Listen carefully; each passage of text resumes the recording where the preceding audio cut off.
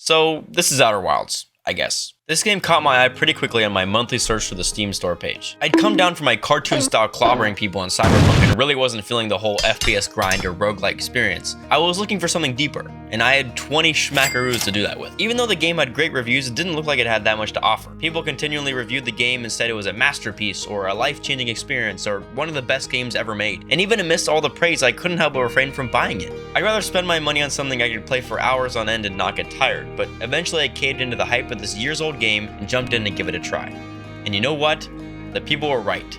This game fucking slaps. If you search up this game in YouTube, you'll be greeted with a slew of video essays that range from simple game reviews all the way to deep recountings of how much this game had an impact on their lives. One guy took excerpts from an old novel and compared their writings to events that happened in the game, and another guy detailed how the ending of this game brought repressed memories back to the surface and made him have an existential awakening. You'll hear all kinds of recountings of people's experiences playing Outer Wilds. Notice how I use the word experiences. That's what this game is. There isn't a game loop to master, there isn't an advanced skill tree level up system, there's only you and your good old thinking cap. But listen, I have a problem, and I need to solve it. I don't mean to temper any expectations, but this game, by the time I was at the finish line and the credits were about to roll, I cried like a bitch. Full on tears flowing, ugly, non-manly tears all over my keyboard. I mean, it was bad. Across the many months I've spent periodically thinking of this game, I haven't been able to put a finger on why a simple little indie game managed to get me so choked up. Today, I'm going to figure out why, and hopefully articulate my thoughts into one little essay in true BluestBerry fashion. To do this, I have to go into heavy spoiler talk, and honestly, me showing you any footage of this game or telling you about the story is considered spoiler talk.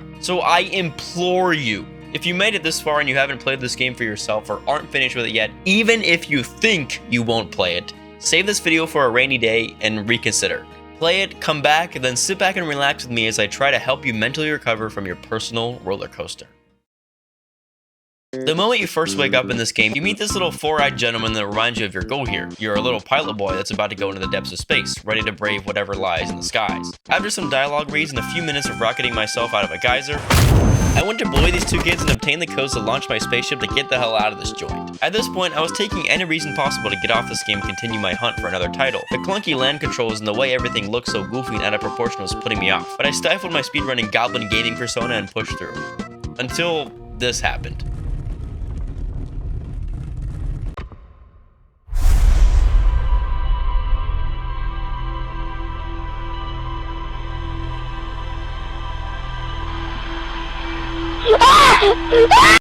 Okay, you've got my attention. Outer Wilds immediately rockets you into its narrative. It gives you the tools you need to get off this rock and go, and that's really all you need. I thought the controls are clunky until you're given a nice little spacesuit to poo yourself around with in the vacuum of space, which admittedly is also clunky. The ship of this game also shares those weird keyboard controls to move around with, which I suppose is why the developers recommend a controller. Hey, at least I can blow myself up by firing myself into a planet at incomprehensible. The game arms you with a signal scope tool that can be used to trace mysterious signals back to its source, which includes the little guys that are scattered all throughout the solar system just playing their instruments while chilling in these extremely dangerous environments.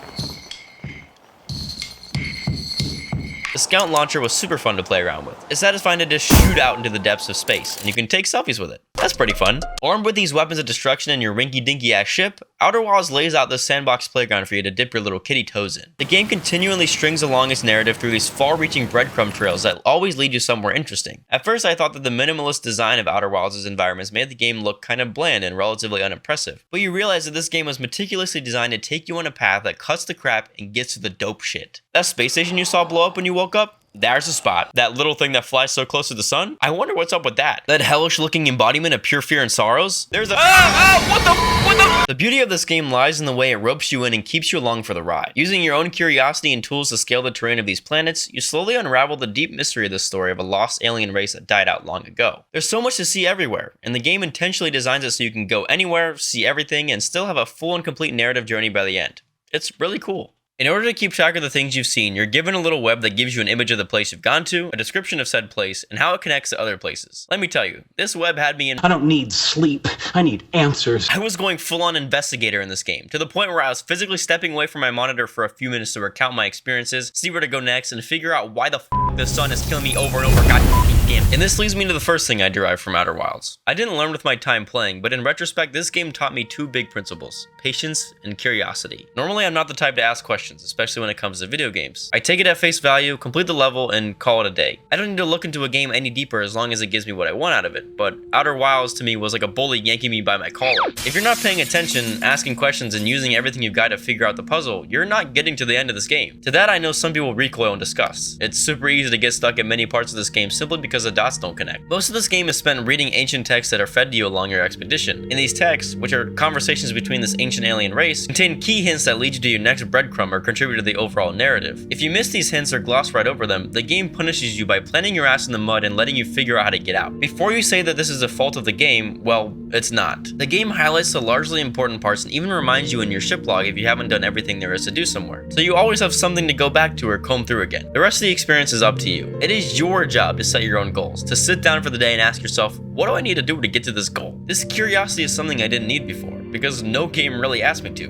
I'm extremely used to games being very straightforward and providing a linear storyline that gets me from point A to point B, and gives me my baby bottle dose of dopamine for the day. This game, however, makes you pace yourself. It forces you to stop and smell its roses, but in the best possible way. This need for attention to detail not only conditioned me to ask more questions and try more things out, but it created an absolute sense of immersion. By the 15-hour mark in this game, I was absolutely engrossed in the next bit of information that was being thrown at me. This story that has been slowly unfolding ever since the first time I woke up next to that 4-eyed homie was finally coming together, and I was in it all the way. The lines were connecting, the web was filling up, and my head was only getting thrust deeper into this game until I was buckled into this roller coaster ride and riding all the way to the apex of this drop. But biting the back of my mind was a thought that didn't escape me until I was at the very end. This is my admission of guilt. There were a few parts of this game that left me absolutely stumped. I mean, like hornswoggled. Even after I visited every single location that was relevant to my current puzzle and absorbed every summary in the ship log, I still could not figure out where to go or what to do. These puzzles were getting to the Quantum Moon and getting myself inside the Ash Twin Project. In order to get to the Quantum Moon, you first had to find it as a teleported Enderman style all around the map when you looked away from it. But I couldn't for some reason figure out how to get it so that it stays when you try to land on it. So I looked up a guy that told me how to do it,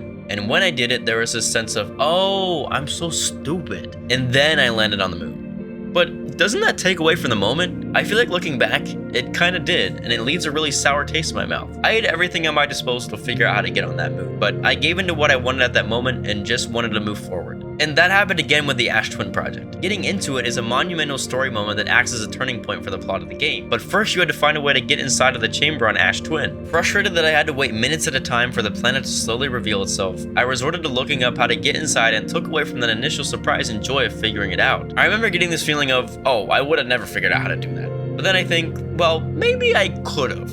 One of the main facets of Outer Wilds is the fact that you are not playing for straight progression. You are playing for knowledge, and you use that knowledge to navigate through the game. A person could start up the game, get to the ending in 5 minutes, then call it a day, but it's just not possible. You pick up the pieces, put them together, then get a massive reward for putting in that effort and going on the journey. I think Outer Wilds taught me a valuable lesson in problem solving and gratification, and I didn't even know it. Because I looked up that guide, because I decided to spoil myself, and because I didn't put in the time to figure it out, the reward felt superficial and took away from the absolute novelty of this gem of a game. I can obviously apply this philosophy to the real world. I mean, what would be the fun in anything if you could always have an easy way out? Where is the relief and joy without the work? What is the waterfall without the miles-long hike to get there? What is the mountaintop without braving all of what's below? What are the bitches without the riz? Okay, I'm getting a little ahead of myself here. The point is that this game made me put more value on discipline. It helped me understand that even when you're at your wit's end and about to take the easy way out, it might be much more rewarding to just keep at it, to take on something that's hard, even if you don't think it's worth it. Let's get back on track. The last hour of Outer Wilds is one of the most memorable parts of gaming I've ever played. After hours upon hours of exploration, deep diving, and mystery solving, the mystery starts to come to a close. You enter the Ash Twin Project, remove the very core that's keeping you in this mess, and start on your way. When I took out that power source for the first time, I couldn't help but feel my heart start to race. I was determined, I was there, and even though this is just a game that I can reset, the story had me so entranced that I really believe this is my last shot. Removing this core had cut off the canonical time loop, and ever since I first woke up on my home planet, this was my last shot for realsies this time. The dread when you realize you have to book it to Dark Bramble is what really gets me during this sequence. But that music just shakes you to their core. I don't know what else to say. The song is called Final Voyage, and it's a modified version of the original, which is called End Times. End Times always played when the sun was about to horrifically end your loop and send you back to the start. But at least when End Times started playing, you knew you'd have to start over. Final Voyage, though, fittingly tells you that this is it. It's less impending doom and more of a march to melancholy victory, knowing that after everything you've done, the very achievement of a long gone race is on your shoulders to accomplish. You are in the relay race, you got the baton, and you are the last man to get to the finish line. You get inside Dark Bramble, you pin the coordinates of the vessel, narrowly get past those terrifying anglerfish with a little shit in your pants, get to the ship and put the coordinates, then...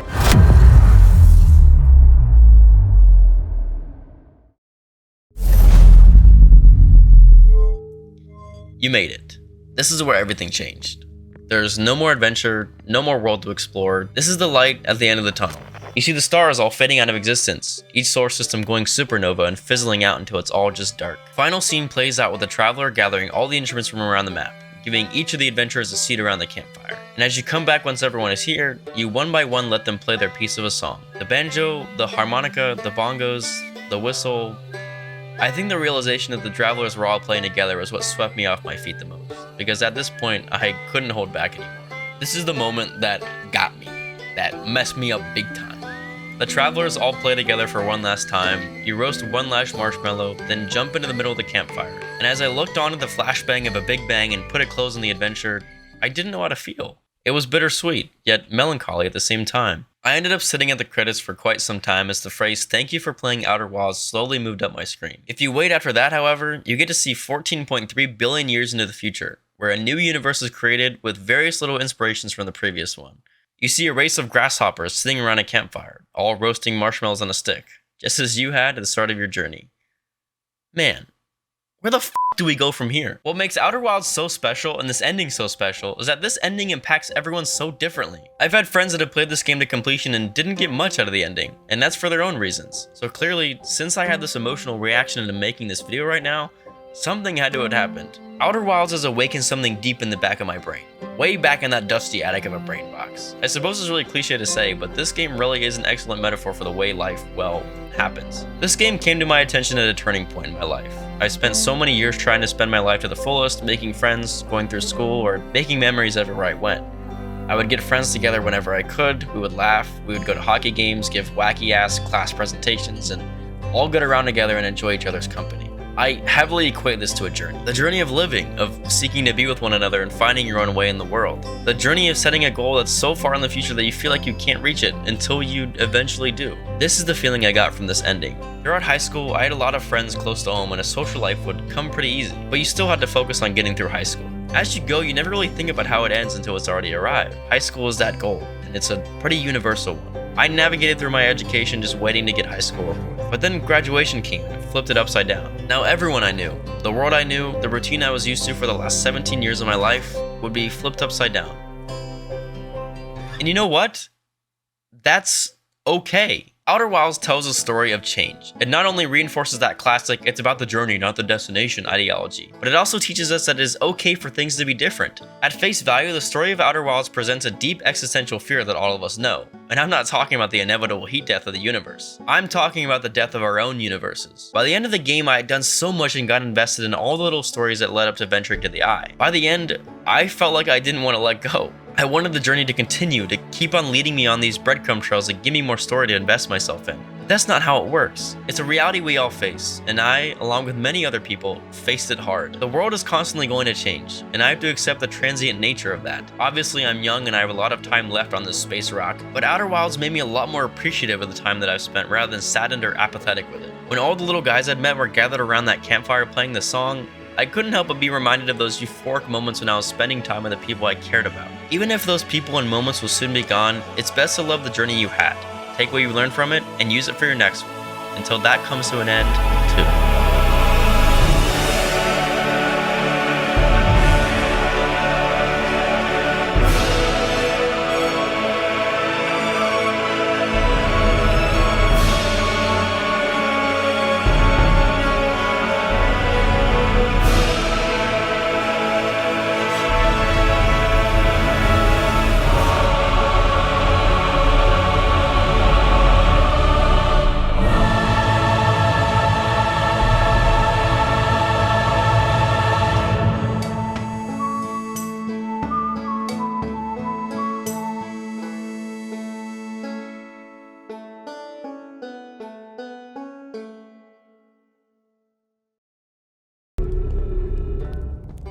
Last Pretty words? good. Love you, boys. See ya. Ready? 3, 2, 1. See ya. Nice.